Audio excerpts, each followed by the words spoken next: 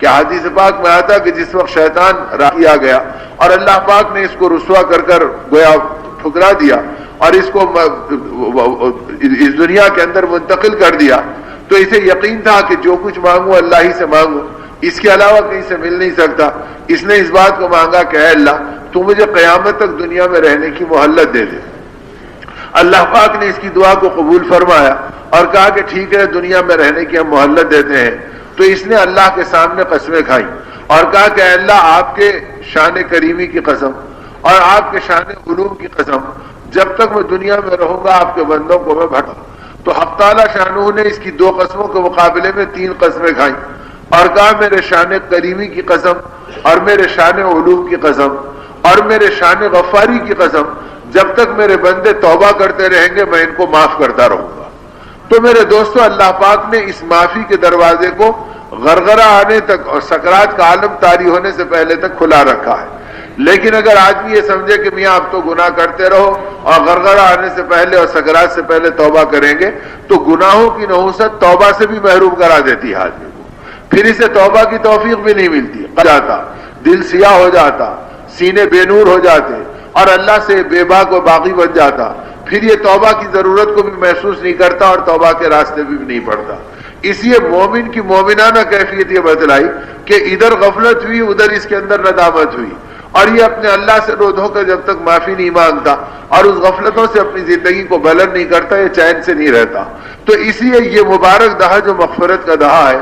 اس کے اندر اللہ پاک کچھ تنہائیاں نصیب فرمائے اور کچھ اپنی زندگی کے اعمال کو سوچنے کا موقع عطا فرمائے، کچھ دین کی محنتیں اور دعوت اللہ کا ماحول جس میں بیٹھ کر آدمی کو اعمال کی قیمت اور اپنے محبوب نبی کے اعمال کی قوت اور نبوت والے راستے کی طاقت سمجھ میں آئے اور اپنی زندگی کی محرومی کو محسوس کرے اور کر کے پھر اللہ سے اس بات کو مانگے کہ اے اللہ تو میری زندگی کی غفلتوں کو دور فرما اور میری زندگی کو ایمان اور اعمال کے اوپر چلا دے تاکہ میری دنیا بھی سنور جائے اور آخرت بھی بن جائے۔ اس راستے پہ رسول پاک صلی اللہ علیہ وسلم نے امت کے مردوں کو بھی ڈالا تھا، امت کی عورتوں کو بھی ڈالا تھا۔ نتیجہ یہ تھا کہ ہر ایک دین کا طلبگار تھا، اپنے گناہوں پر نادم تھا، اپنی گود کی اولادوں کو تقوی اور طہارت کا راستہ سکھلاتے، اپنی زندگیوں کو پاکی اور حیا کے راستے پر جماتے تھے۔ جب یہ رخ امت کے مردوں اور عورتوں میں آیا تھا تو پھر دنیا کی محبتیں ان کے اندر سے نکلی تھی، سادگی اور سخاوت ان کی زندگی کا جوہر بنا تھا اور دین اور ایمان کی محنتوں کے لیے اپنی زندگی کی قربانیاں ان کے لیے آسان تھی۔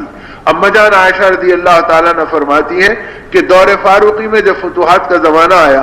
اور علاقے ایران فتح ہوا، کسرا فتح ہوا، مدائن کے خزانے آ گئے اور فارس کی دولتیں مدینے کے اندر سمٹ کر آ گئیں اور روم زیر قدم آ گیا، جب یہ بڑے بڑے طاقتیں بے اثر ہو گئی اور سارے دور مدینے میں لگ گئے تو اچھے کھانوں کا دستر چنا جاتا اور اما جان عائشہ رضی اللہ تعالیٰ عنہ کے سامنے لایا جاتا۔ تو فرماتی کہ جب ان اچھے کھانوں کو دیکھتی تو میری ہچکیاں لگ جاتی اور آنسوؤں کی قطار میرے چہرے پہ جاری ہوتی اور آپ فرماتے کہ اس دستر کو اٹھا لو اور میرے غم کو ہلکا کرو۔ تو آپ کے بھانجے حضرت عروہ بچے تھے، وہ کہتے کہ اما جان کیا بات ہے کہ آپ اس دستر کو ہٹا دیتی ہیں اور ان کھانوں کو اٹھوا دیتی ہیں؟ فرمایا بیٹا تمہیں پتہ نہیں ہے، جب تم اچھے کھانوں کا دستر بچھاتے ہو تو مجھ کو رسول پاک صلی اللہ علیہ وسلم کا پیٹ یاد آتا ہے اور آپ کے زمانے کے فاقے اور پیٹوں پہ پتھر باندھنے کا دور یاد آتا ہے۔ نبی کریم صلی اللہ علیہ وسلم تو دنیا سے اس حالت میں چلے گئے، ہمارے سامنے اچھی اچھی غذائیں آ رہی ہے اور آقا نے ہم سے ایک عہد لیا تھا اور ایک وعدہ لیا تھا اور یہ فرمایا تھا کہ عائشہ اگر قیامت کے دن مجھ سے ملنا چاہتی ہو تو اس بات کا عہد کرو کہ میرے بعد اپنی زندگی کو بدلے گی نہیں، اسی معیار پر قائم رکھے گی اور اپنے کپڑوں کو اس وقت تک نہیں بدلنا جب تک کہ وہ پیوند لگنے کے لائق نہ ہو جائے۔ تو میں ڈرتی ہوں کہ کہیں لباس بدل گئے، کھانے بدل گئے، ذوق بدل گئے تو کہیں ہمارے حالات بدل نہ جائے اور نبی پاک صلی اللہ علیہ وسلم سے ملاقات بچھڑ نہ جائے اور حشر کے میدان میں آپ ہمیں دور نہ کر دیں، اس فکر کے اندر میں رہتی ہوں۔ تو گویا امت کی عورتوں کے اندر تھا اور یہ فکریں موجود تھی اور وہ اس طرح وہ اپنی زندگیوں کو بناتی تھی، اور یہ وہ ہیں جو گھرانے نبوت کی چشم چراغ ہیں اور قیامت تک آنے والی امت کی مائیں ہیں۔ اگر یہ اتنا ڈر ڈر کے اپنی زندگی کو گزاری ہو تو ہم کو اور ہماری عورتوں کو اپنے دین کا، اپنے ایمان کا، اپنے آخرت کا کتنا سنبھالا کرنا چاہیے، بجائے اس کے آج اگر گھروں کی زندگی کو ٹٹول لیں تو جتنا سامان کا، جتنا دنیا کا، جتنا خواہشات کا، جتنی چیزوں کا تذکرہ آج ہمارے گھروں میں ہے اتنا نبی کا تذکرہ ہمارے گھروں میں نہیں ہے۔ اتنا نبی پاک صلی اللہ علیہ وسلم کی قربانیوں اور محبت کے تذکرے ہمارے گھروں میں نہیں ہیں. گھرانے نبوت کے راستے پہ چلنے والے پاکیزہ صحابہ اور ان کی عورتوں کے تذکرے ہماری زبانوں پر نہیں ہیں. کیوں؟ اس لیے کہ ان محنتوں سے ہماری زندگیاں بچل گئیں اور اس راستے کے اوپر چلنے سے ہماری زندگیاں بدل گئیں. اب یہ ماہ مبارک اللہ نے دیا تربیت کے لیے، پھر اس میں دہا دیا مغفرت کا توبہ کے لیے، اور توبہ کو اللہ پاک نے بلند و بالا فرمایا کہ جو بندے توبہ کرتے ہیں اللہ کی بارگاہ میں وہ محبوب ہے اور پسندیدہ ہیں. اور توبہ کو اللہ نے اتنا محبوب بنایا اور بندوں کی زندگی میں توبہ کو دیکھنا اتنا پسند فرمایا کہ جو آدمی توبہ کے راستے پہ آتا ہے اللہ اس کی طرف متوجہ ہوتی ہے. صحابہ فرماتے ہیں کہ نبی پاک صلی اللہ علیہ وسلم نے ہمارے درمیان ایک مثال دی، اور اس مثال کا مفہوم یہ رہا کہ آپ نے فرمایا کہ اے لوگوں بتاؤ کہ ایک عورت ہے جسے اولاد نہیں ہے، وہ بے چین ہے کہ اللہ تو مجھے کوئی بچہ دے دے، یہاں تک کہ اللہ نے اس کی مراد کو پورا کیا اور مدتوں کے بعد اللہ نے اس کا گود بھرا. اب وہ خوش ہے کہ میری آنکھوں کی ٹھنڈک کا سامان ہوا اور حسین بچہ میرے گود میں آ گیا، اور جو دیکھتا ان کی نگاہوں کا وہ جاذب بن گیا اور ان کی نگاہوں کا وہ محور و مرکز بن گیا. اب اس عورت کو، اس ماں کو کتنی خوشی ہوگی کہ ماں بنا دیا، میرا گود بھر دیا اور ایسا حسین لڑکا مجھے دے دیا کہ میرے گود میں وہ ہے تو دنیا میری طرف اشش کرتی اور مجھے دیکھتی ہے. پھر آگے آقا رحمت صلی اللہ علیہ وسلم کے کہنے کا خلاصہ یہ تھا کہ وہ مجمع میں گئی، کسی محفل میں گئی اور بچے کو چھوڑا اور پانی پینے یا کسی ضرورت سے آگے بڑھی، پلٹ کے آ کے دیکھا تو اس کا گود کا بچہ اپنی جگہ سے غائب ہے. اب وہ فکر میں ڈھونڈ رہی تو نہیں ملتا، پوچھ رہی تو پتہ نہیں چلتا، تلاش کر رہی تو تھک گئی لیکن اس کا سراغ نہیں ملتا. اب وہ روتے روتے بے حال ہو گئی کہ میرا گود پھر خالی ہو گیا اور میرا بچہ چلے گیا، پتہ نہیں کسی بھیڑیے نے پھاڑ دیا، کسی ڈھا کر کسی اور جگہ پہنچا دیا. اب وہ رات دن اپنے بیٹے کی یاد میں غمزدہ ہے اور رات دن وہ مایوس ہے اور بے حال رو رہی ہے، یہاں تک کہ اس پہ دنوں گزر گئے، ہفتہ گزر گیا. اب اس کا یقین آئے دن بڑھتے جا رہا کہ اب میں اپنی نعمت سے محروم ہو گئی، اب میرا گود خالی ہو گیا. اتنے میں اللہ نے کسی کو بچہ دیا اور لا کر اس نے اس ماں کے گود میں ڈالا اور کہا دیکھ یہ تیرا بچہ ہے یا نہیں ہے. تو بتاؤ اس ماں کو کتنی خوشی ہوگی جو مایوس ہو چکی تھی اپنی اولاد سے، اور وہ بچہ اس کے گود میں پھر آ گیا. تو صحابہ کے چہرے کھل گئے اور کہا اللہ کے رسول سے اتنی خوشی ہوگی کہ محبت میں اس کا دودھ ابل پڑے گا کہ کس قدر جلد میں اپنے بچے کو اپنے سینے سے لگا لوں اور اس کو دودھ سے سیراب کر دوں. تو جب صحابہ نے کہا کہ محبت میں اس کی ماں کا دودھ ابل پڑے گا تو آقا دو جہاں رحمت عالم صلی اللہ علیہ وسلم نے فرمایا اے لوگوں، جیسے اس بچھڑے ہوئے بچے کے ملنے سے ماں کا دودھ ابل پڑے گا، اس سے زیادہ گناہگار بندے کے توبہ کرنے سے اللہ کی رحمت ابل جاتی ہے. اور اللہ کہتے ہیں کہ میرا بندہ مجھے پہچان گیا. فرشتوں کا کہتے ہیں تم گواہ ہو، میں نے اس کی مغفرت کا اعلان کر دیا. کس کی مغفرت کا؟ جو گستاخ تھا، جو بے باک تھا، جو رات دن اللہ کی نافرمان ہوا تھا. لیکن جب اس نے صلح کر لی، توبہ کر لی اور استغفار کے دروازے کو کھٹکھٹا دیا اور اللہ رب العزت کے سامنے اپنی بے بسی اور ندامت کو پیش کر دیا تو اللہ کی رحمت اس کے اوپر ابل پڑتی ہے. تو یہ دہا جس میں ہم چل رہے ہیں یہ مغفرت کا دہا ہے، یہ توبہ کا دہا ہے، یہ گناہوں پہ نادم ہونے کا دہا ہے، یہ جوانی اور بڑھاپے کو سنوارنے کا دہا ہے، یہ اپنی اور اپنے نسلوں کی زندگی کو صحیح کرنے والے اعمال کو دیکھنا ہے کہ بھئی ان اعمال سے توبہ کرو جن پر اللہ کا غضب بھڑکتا ہے اور جن کے اوپر اللہ رب العزت ناراض ہوتے ہیں. صحابہ نے تو اتنا اہتمام کیا کہ حضرت رضی اللہ تعالیٰ عنہ کے بارے میں آتا ہے کہ اپنے خادم کو لے کے جا رہے ہیں، راستے میں ایک عیسائی راہب ملا اور وہ بانسری بجا رہا تھا. جب بانسری کی آواز کانوں میں پڑی تو اپنے کانوں میں انگلی رکھ لی اور انگلی رکھ کر دور تک آپ چلے گئے. اور دور جانے کے بعد میں اپنے خادم سے پوچھا کہ یہ بتا کہ یہاں بھی وہ آواز آ رہی یا نہیں آ رہی؟ اس نے کہا علی یہاں پر وہ آواز نہیں آ رہی. اس وقت آپ نے کانوں سے انگلی نکالی اور یہ فرمایا یاد رکھو کہ غنا وہ چیز ہے کہ الغنا ینبت النفاق کما ینبت الماء الی الزر، کہ فرمایا کہ غنا اور یہ ایسا نفاق ہے کہ جیسے پانی سوکھی زمین کے اندر تیزی سے کھیتی پیدا کر دیتا ہے اور ہریالی پیدا کر دیتا ہے، اس طرح یہ باجے اور گانے کی آواز دلوں میں نفاق اور کفر پیدا کر دیتی ہے. تو اب آدمی دیکھے کہ اس کو ہم نے کتنا ہلکا لیا اور زندگی میں کیسے چلے اور گھروں میں ان چیزوں کو کتنا آزاد کیا اور ایسی محفلوں کے ماحول کے اندر بیٹھنے میں کوئی تکلف نہیں ہوا. تو گناہوں کے دیکھنے کا ایک پیمانہ میں عرض کر رہا ہوں. بے نمازی بن جانا، اب بے نمازی پن وہ ہے کہ آقا رحمت صلی اللہ علیہ وسلم کے ارشاد کا خلاصہ یہ ہے کہ میرا جی چاہتا ہے کہ جب وقت ہو جائے تو اپنی جگہ امامت کے مسلح پہ کسی کو کھڑا کروں اور مدینے کے چند جوانوں کو لے کر جنگل جاؤں اور وہاں سے کچھ لکڑیوں کو جمع کروں تاکہ ان کے گھروں کو آگ لگاؤں جو اذان سننے کے بعد اپنے گھروں میں بیٹھے رہے۔